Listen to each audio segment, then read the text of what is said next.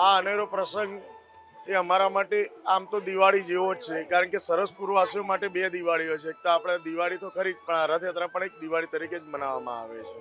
આ જે મંદિર છે રણછોડજી સરસપુર ખાતે, એ ભગવાન જગન્નાથજી, બેન સુભદ્રાજી અને ભાઈ બલરામજીનું મોસાળ તરીકે ઓળખવામાં આવે છે.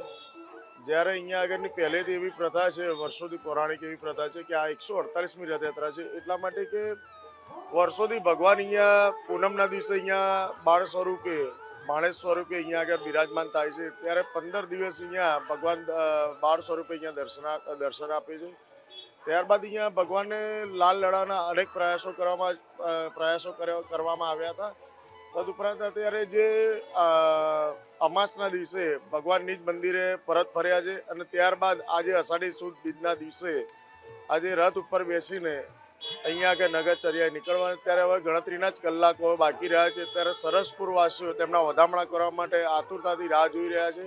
અહીંયા આગળ મંદિર પ્રશાસન અને અહીંયા દરેક કુંડની અંદર રસોડાવાળા પણ અહીંયા આગળ એમના કાર્યમાં કાર્યરત છે. વહેલી સવારે ક્યારથી મંદિરમાં લોકો દર્શન માટે આવતા હોય છે આજે? આમ તો વહેલી સવારે 6 વાગ્યાથી લોકો અહીંયા આગળ મંગળાના દર્શન કરવા માટે અહીંયા ભક્તો આવતા હોય છે. કેવો ઉત્સાહ હોય છે આજે અનેરો પર પ્રસંગ છે?